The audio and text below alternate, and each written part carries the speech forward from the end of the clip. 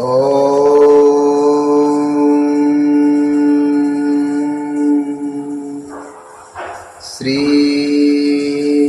शांब शिवाय नमः।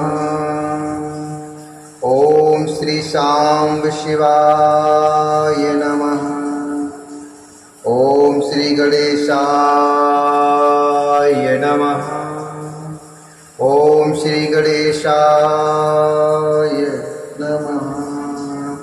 अथ नवमोऽध्यायः। अथ नवमोऽध्यायः।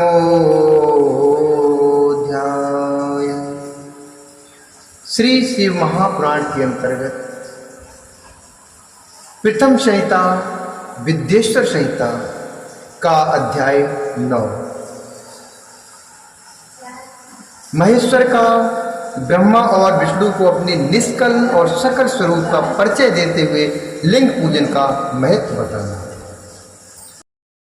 नंदकेश्वर बोले, वे दोनों ब्रह्मा और विष्णु भगवान शंकर को प्रणाम करके दोनों हाथ जोड़कर उनके दाएं बाएं भाग में चुपचाप खड़े हो गए। फिर उन्होंने वहां साक्षात प्रकट पूजनीय महादेव जी को कुटुंब से श्रेष्ठ आसन पर स्थापित करके पवित्र पुरुष वस्तुओं द्वारा उनका पूजन किया। दीर्घ काल तक अविकृति भाव से सुस्थित रहने वाली वस्तुओं को पुरुष वस्तु कहते हैं और अल्प काल तक ही टिकने वाली वस्तुएं प्राकृत वस्तु कहलाती हैं। इस तरह वस्तु के ये दो भेद जानने चाहिए। किन पुरुष वस्तुओं से उन्होंने भगवान शिव का पूजन किया, यह बताया जाता है। हार, नूपुर, केयूर, क्रीट, मणिमय कुंडल, यज्ञोपवीत, उत्तरीय वस्त्र, पुष्पमाला, रेशमी वस्त्र, हार, मुद्रिका अर्थात अंगूठी, पुष्प, तांबूल, कपूर, चंदन एवं अगरू का अनुलेख, धूप दीप, श्वेत छत्र, व्यजन, ध्वजा, चंवर तथा अन्यान्य दिव्य उपहारों द्वारा उन दोनों ने अपने स्वामी श्री महेश्वर भोले भगवान का पूजन किया। जिन महेश्वर का वैभव वाणी और मन की पहुंच से परे था, जिन महेश्वर का वैभव वाणी और मन की पहुंच से परे था, जो केवल पशुपति परमात्मा के ही योग्य थे और जिन्हें पशु अर्थात बद्ध जीव नहीं पा सकते थे। हे सनत कुमार, स्वामी के योग जो उत्तम वस्तुएं थीं, उन सभी वस्तुओं का भगवान शंकर ने प्रसन्नता पूर्वक यथोचित रूप से सभासदों के बीच वितरण कर दिया, जिससे श्रेष्ठ परंपरा बनी रहे कि प्राप्त पदार्थों का वितरण आश्रितों में करना चाहिए। उन वस्तुओं को ग्रहण करने वाले सभासदों में वहां कोलाहल मच गया। इस प्रकार वहां पहले ही ब्रह्मा तथा विष्णु से पूजित हुए भक्ति वर्धक भगवान शिव विनम्र उन दोनों देवताओं से हंसकर कहने लगे। ईश्वर बोले, तुष्टो मध्यवाम वत्सौ ओद्याश्मनि महादिने दिन में तत्ता पुण्यम भविष्यातु महत्तरम शिवरात्रिरिति ख्याता तिथिरेसा मम प्रिया। भगवान बोले, हे पुत्रों, आज का दिन महान है। इसमें तुम्हारे द्वारा जो आज मेरी पूजा हुई है, इससे मैं तुम लोगों पर बहुत प्रसन्न हूं। इसी कारण यह दिन परम पवित्र और महान से महान होगा। आज की यह तिथि शिवरात्रि के नाम से विख्यात होकर मेरे लिए परम प्रिय होगी। इस समय जो मेरे लिंग अर्थात निष्कल अंग आकृति से रहित निराकार स्वरूप के प्रतीक और वेर अर्थात सकल साकार रूप के प्रतीक विग्रह की पूजा करेगा, वह पुरुष जगत की सृष्टि और पालन आदि कार्य भी कर सकता है।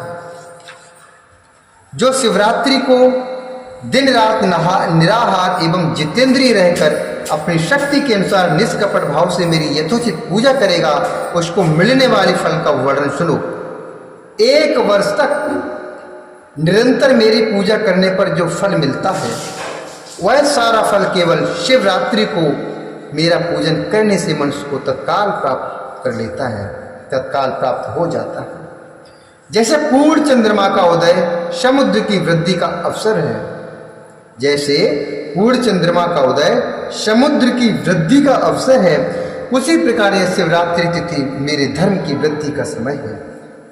इस तिथि में मेरी स्थापना आदि का मंगलमय उत्सव होना चाहिए। हे वत्सो, पहले में जब ज्योतिर्मय स्तंभ रूप से प्रकट हुआ था, उस समय मार्गशीर्ष में आर्द्रा नक्षत्र था। अतः जो पुरुष मार्गशीर्ष मास में आर्द्रा नक्षत्र होने पर मुझ उमापति का दर्शन करता है अथवा मेरी मूर्ति या लिंग की ही झांकी का दर्शन करता है, वह मेरे लिए कार्तिकेय से भी अधिक प्रिय है।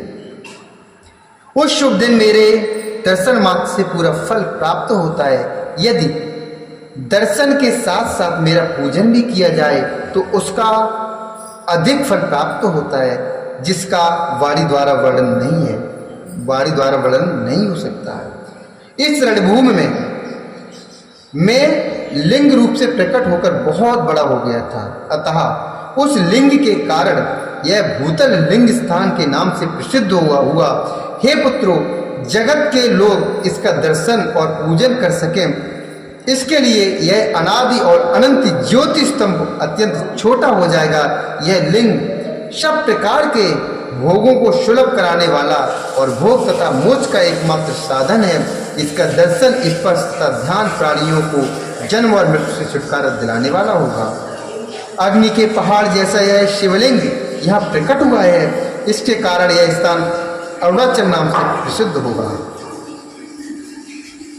अग्नि के पहाड़ जैसा जो यह शिवलिंग यहाँ प्रकट हुआ है, इसके कारण यह स्थान अरुणाचल नाम से प्रसिद्ध होगा। यहाँ अनेक प्रकार के बड़े बड़े तीर्थ प्रकट होंगे।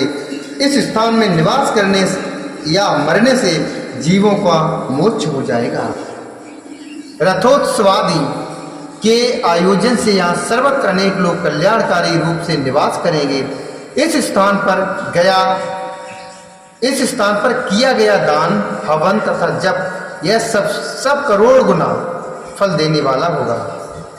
यह क्षेत्र मेरे सभी क्षेत्रों में श्रेष्ठतम होगा। यहाँ मेरा स्मरण करने मात्र से प्राणियों की मुक्ति हो जाएगी, अतः यह परम रमणीय क्षेत्र अति महत्वपूर्ण है।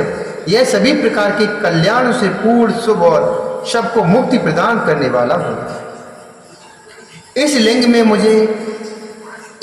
में मुझ लिंगेश्वरी की अर्चना, अर्थात इस लिंग में मुझ लिंगेश्वर की अर्चना करके मनुष्य शालोक्य, सामीप्य, सारूप्य, सारिष्टि और सायुज्य इन पांचों प्रकार की मुक्तियों का अधिकार प्राप्त कर लेगा। आप लोगों को भी शीघ्र ही मनोवांछित फल प्राप्त होंगे। नंदकेश्वर बोले, इत्यनुगृह भगवान विनीतो विधि माधवो यत पूर्वं कृहतं युद्धे तयो सैन्यं परस्परम। इस प्रकार विनम्र ब्रह्मा तथा विष्णु पर अनुग्रह करके भगवान शंकर ने उनके जो सैन्य दल परस्पर युद्ध में मारे गए थे, उन्हें अपनी अमृत वर्षणी शक्ति से जीवित कर दिया। उन दोनों ब्रह्मा और विष्णु की मूर्ता और पारस्पर के वैर को मिटाने के लिए भगवान शंकर उन दोनों से कहने लगे, मेरे दो रूप हैं, सकल और निष्कल, दूसरे किसी के ऐसे रूप नहीं है, अतः मेरे अतिरिक्त अन्य सब अनिश्वर हैं। हे पुत्रों, पहले मैं स्तंभ रूप से प्रकट हुआ, फिर अपने साक्षात रूप से। ब्रह्म भाव मेरा निष्कल रूप और महेश्वर भाव सकल रूप है। ये दोनों मेरे ही सिद्ध रूप हैं, मेरे अतिरिक्त किसी दूसरे के नहीं है। इस कारण तुम दोनों का अथवा अन्य किसी का भी ईश्वरत्व कभी नहीं है। अज्ञान के कारण तुम दोनों को जो है ईश्वरत्व का आश्चर्यजनक अभिमान उत्पन्न हो गया था, उसे दूर करने के लिए ही मैं इस रणभूमि में प्रकट हुआ हूँ। उस अपने अभिमान को छोड़ दो और मुझ परमेश्वर में अर्थात अपनी बुद्धि स्थिर करो। मेरे अनुग्रह से ही सभी लोकों में सब कुछ प्रकाशित होता है। इस गूढ़ ब्रह्म तत्व को तुम्हारे प्रति प्रेम होने के कारण ही मैं बता रहा हूँ। मैं ही पर ब्रह्म हूँ। कल अर्थात सगुण और अकल अर्थात निर्गुण, ये दोनों मेरे ही स्वरूप हैं। मेरा स्वरूप ब्रह्म रूप होने के कारण मैं ईश्वर भी हूँ। जीवों पर अनुग्रह आदि करना मेरा कार्य है। हे ब्रह्मा और केशव, सबसे बृहत और जगत की वृद्धि करने वाला होने के कारण मैं ब्रह्म हूँ। हे पुत्रों, सर्वत्र समरूप से स्थित और व्यापक होने से मैं ही सबका आत्मा हूँ।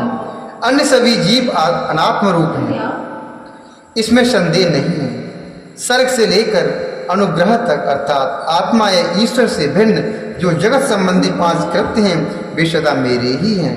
मेरे अतिरिक्त दूसरे किसी के नहीं हैं, क्योंकि मैं ही सबका ईश्वर हूँ। पहले मेरी ब्रह्म रूप पताका बोध कराने के लिए निष्कल लिंग प्रकट हुआ था। फिर तुम दोनों को अज्ञात ईश्वरत्व का स्पष्ट साक्षात्कार कराने के लिए मैं साक्षात जगदीश्वर ही सकल रूप में तत्काल प्रकट हो गया।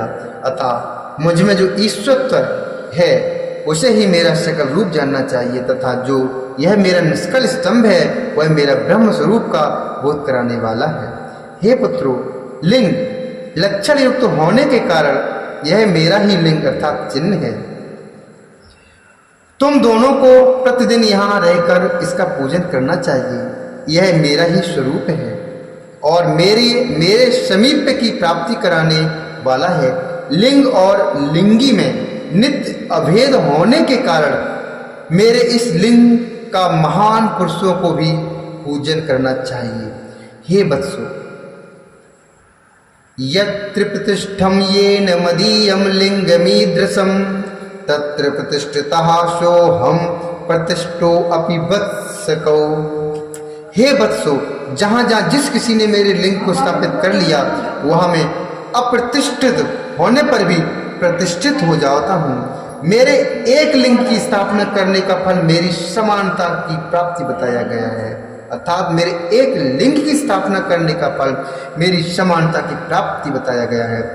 एक के बाद दूसरे शिवलिंग की भी स्थापना कर दी गई है, तब फलस्वरूप से मेरे साथ एकत्व अर्थात सायुज्य मोक्ष रूप फल प्राप्त होता है।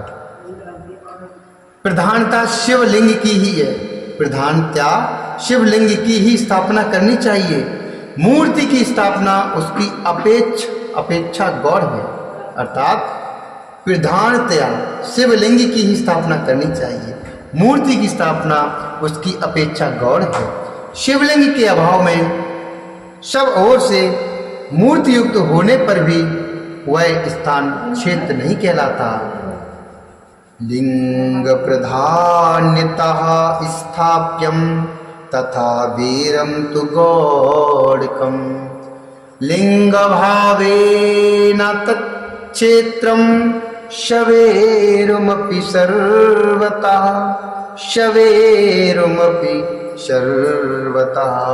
इति श्री शिव महापुराणे प्रथमायां वेदेश्वर संहितायां शिवस्य महेश्वराभिधान वर्णनम नाम नवमोऽध्यायः। इस प्रकार श्री शिव महापुराण के अंतर्गत प्रथम वेदेश्वर संहिता में शिव के महेश्वर तत्व का वर्णन नामक 9वां अध्याय पूर्ण हुआ। बोलिए शंकर भगवान की।